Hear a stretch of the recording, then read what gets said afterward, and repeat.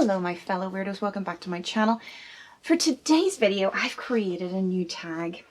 Now I've got my Santa hat on for a reason, because this year has sucked on a level unfathomable for anyone who has ever tried to picture a crappy year prior to 2020. It is the suckiest of suckfests. On a global level, on a local level, on a personal level. It has been a train wreck. But it's Christmas. And you know, Christmas is good, Christmas is fun, and maybe Christmas spirit will just help us get through the little hump at the end of this year and bring us into a bright new year in 2021. Fingers crossed. But with that in mind, I have created a new horror tag. So I'm calling it Dun Dun Dun, the Horror of 2020 tag. Yes, I thought I would take something really rubbish and make it into something fun. So that's my plan. So I have looked at all the awful things that have happened this year, turned them into categories, and then subsequent questions that we can discuss books over, thereby making something rubbish into something fun and interesting for bookworms everywhere. So, you're welcome. You're welcome. It's a public service, really. And I'm just grateful that you guys are here watching. I'm kidding. I'm not really going to give a speech. But anyway, so we have six categories and questions. I will put the questions and categories down below so you can join in if you want to. Try and make this year a little brighter, this December a little more jolly. But let's just launch straight into it. Our first category, unsurprisingly, is pandemic. Talk about a book involving a disease or outbreak of some kind. So I have went for one by a local author.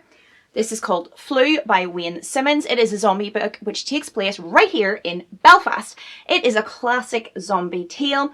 But the reason that I like this one, and the reason that I think that it was a perfect choice because of 2020, is that despite the fact that there are zombies and there are apocalyptic landscapes, everybody's dead and still walking around trying to eat you, despite this horrific landscape, the human beings involved in this book are as petty and bigoted and small-minded as ever before.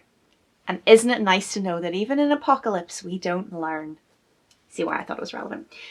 Basically, we follow a number of survivors. We've got a young girl who ends up in an apartment with an ex-Republican terrorist. We have a couple of police officers. We have a young guy who's not particularly fond of the police because they kind of harassed him when he was in normal life. And him and another young girl that they come across. One of the police officers is haunted by one of the first initial outbreak instances that he had to deal with, which involved him walling in essentially a young girl and her mother, who were one of the first to become infected, and it was getting out of hand, and they were at a stage where they were literally just boarding up doors and trapping people inside, and he's haunted by this little girl.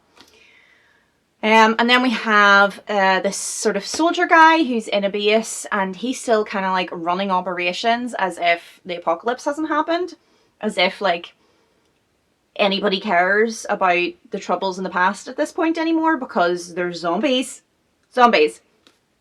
So he's still thinking about things in like that sort of way. So is the terrorist. The police officer's still a bit biased towards this young guy who had got in trouble in the past with crime. The young guy's still not keen on the police because of that. And it's like, you're reading this book and you're like, people, there are flesh-eating dead walkers around you. Maybe we need to just look and reassess our priorities. It's a really good book, and I enjoyed kind of spotting the local sort of landmarks and areas where scenes take place. And it's a good read. It's a short one. It's fun. I recommend it. Okay. Category 2. Politics. Oh yeah, I'm going there. Tell me about your favourite dystopic novel. I'm going for Brave New World by Aldous Huxley. Now 1984 is the obvious answer. I love 1984, not gonna lie. But for some reason, Brave New World always kind of pipped it to the post for me as my favourite kind of dystopic novel. In this one, I see a more of a reflection of what is kind of going on now with social media and with drugs. So if you're not familiar with this book, basically it proposes a future where there is a caste system, alphas at the top and omegas at the bottom, and people are literally bred in test tubes in order to facilitate what part of the caste they are in.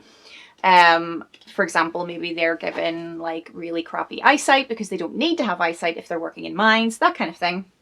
And we find an individual who grew up kind of outside that system, who's in the wild with the rebels, and he ends up coming into the city and seeing it.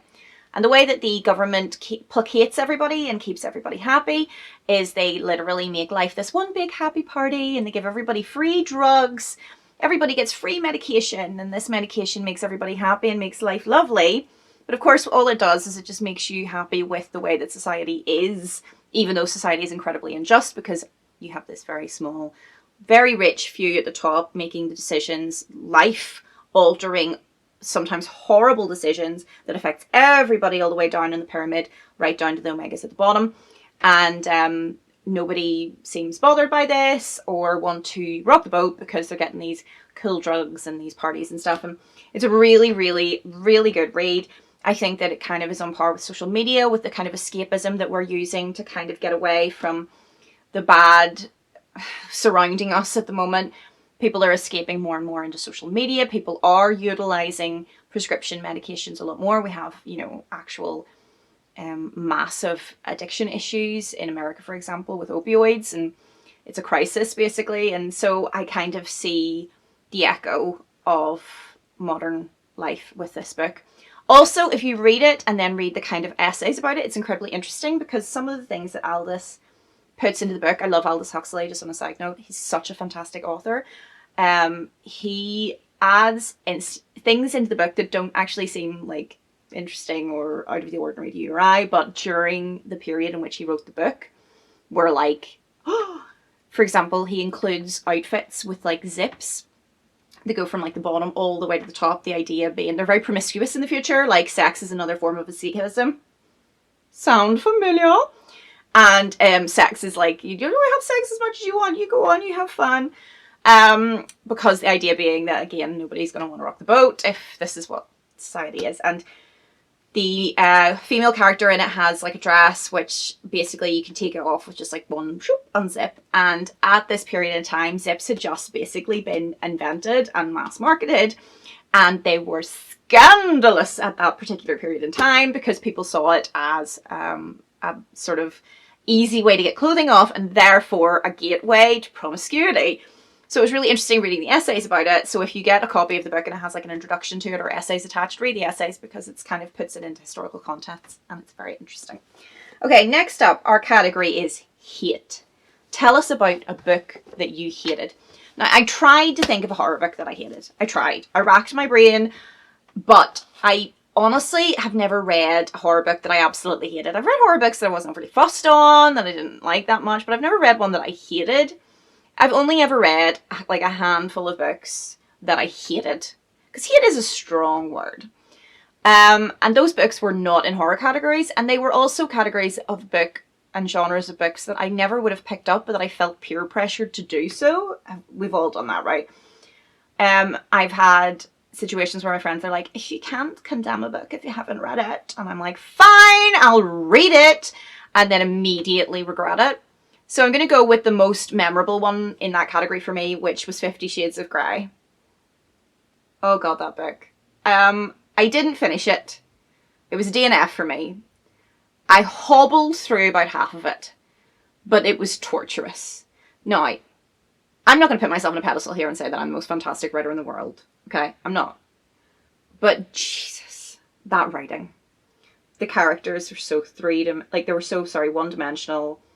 They were just awful as well. Like I had, if suddenly during the book every character burned alive and everybody died, I wouldn't have given a damn. I didn't give a damn about any of the characters. They didn't seem like real people. They seemed like cardboard cutout versions of people.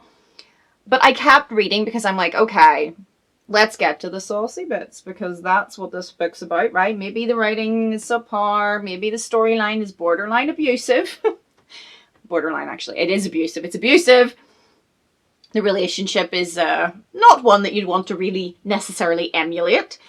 There's a lot of things wrong with it, in other words. But, you know, maybe that sort of stuff was sacrificed because of the saucy bits. And this is the bits that everybody was talking about, these scandalous saucy bits, this S&M sort of bit. I was like, let's get to that and we'll judge it. And then I got to that and I was like, yawn. It was boring. It was boring. And the language that was used was like, oh, God, it wasn't even sexy. It was just... And that's when I DNF'd. I was like, I can't do this anymore. I can't do it anymore. So that's the book that I hated. Next up, we have End Times. Sorry, guys. Tell us about a book involving an outright apocalypse. So, there's so many of these to choose from, and I love so many of them. But I wanted to talk about one that isn't necessarily as well known, and then I've already done videos of, which is the Fearing series by John F.D. Taft. It's actually 4 books, but makes up like one sort of reasonable size book. And I really love this series, I have to say. Basically what happens is everything. The world ends by every conceivable way possible. So all the fears of every human being in the world occur simultaneously, okay? So the big ones wipe out the most amounts of people in one go. So big fears like nuclear war, like disease, like biological warfare, earthquakes, tsunamis, like the big stuff that are kind of global collective shared fears by entire countries, for example. Those occur first and wipe out like swathes of the population. Then it kind of feeds down to more specific fears from there until the fears that are being experienced by the very few individuals left are specific to 1 or 2 people amongst them. Things like cannibalism, like one of them is actually the flying monkeys from The Wizard of Oz, which scarred one of the characters as a child. Another is guns. Very, like, more specific to those individuals. And it's a great book. It turns out basically the kind of sort of end days is occurring. We've got the kind of battle between good versus evil, heaven and hell, playing out on Earth. And yeah, it's a really fun read. Definitely recommend it. And it literally contains every horror known to man. Next up, we have crime. Tell me about one of your favorite books involving a crime. I immediately went straight to In Cold Blood by Truman Capote. I adore Truman Capote. Absolutely fantastic writer. And this is his best book. It is so good. It involves basically what was considered to be an incredibly, a very highly publicized crime at the time. Obviously now with media, we're getting a lot more information than we would have back in the 50s. This is 1959. But this particular crime was very highly publicized all over America because of its brutality. It involved a Kansas family who were brutally murdered in their own home. And the individuals who carried out the crime were caught. And Truman Capote, as a journalist, was sent to document the story. And he interviewed the killers and was drawn to one of them in particular because he was incredibly intelligent, very articulate. And this is kind of part like biography, part true story, part novel. It kind of meshes together fiction and non-fiction, where he explores what happened, why this person felt compelled to do what they did, and the kind of unnerving feeling it has for people outside of that, trying to understand that person's mentality, trying to understand why something so horrific could occur and why somebody could carry it out. It's a really interesting look at a crime. It's just, from a psychological perspective, it's just really, really well written as well. It's very entertainingly done. I really cannot, if you've never read this book, please read it. It is so good. And then finally, I'm going to end on a high note, guys. Hope. Hope. Because we have hope for the future. Where's my phone? Tell me about a book coming out in 2021 that you hope is going to be good. So I went straight for Stephen King. He has a book called Later coming out. I'm going to read you guys the synopsis. The son of a struggling single mother, Jamie Conklin, just wants an ordinary childhood, but Jamie is no ordinary child. Born with an unnatural ability, his mum urges him to keep secret. Jamie can see what no one else can see and learn what no one else can learn. But the cost of using this ability is higher than Jamie can imagine, as he discovers when an NYPD detective draws him into the pursuit of a killer who has threatened to strike from beyond the grave.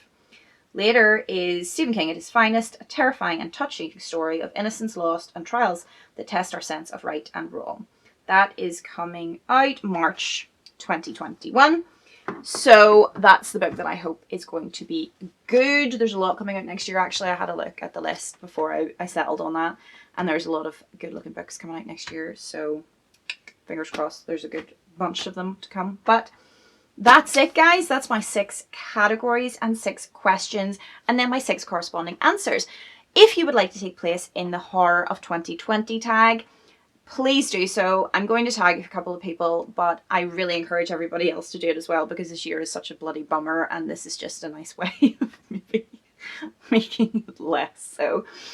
I am going to tag. I'm going to tag my girls. I'm going to tag my girls. From my little horror girly chat. Go and tag my girls. So I am tagging Alex from Hey Little Thrifter, Merce from Harpies in the Trees, Regina from Regina's Haunted Library, and Lydia of Typically Lydia. Ladies, give the tag a go. Tag others. Let's spread the word. Let's make the end of 2020 a little brighter. And hope that next year is not such a complete car crash. I'm really banking on it. Like, I'm really banking on it. I need 2021 to not suck so bad. I need it to not suck. On a personal level. But that's it, guys. If you want to play along and do a video, I would love that. Tag me, let me know so I can watch them. Or you could just give me your answers down in the comments down below if you don't have a YouTube channel or you don't feel like doing a video. Either way, join in and let's look ahead to the future and see this year as just a horrible blip in history.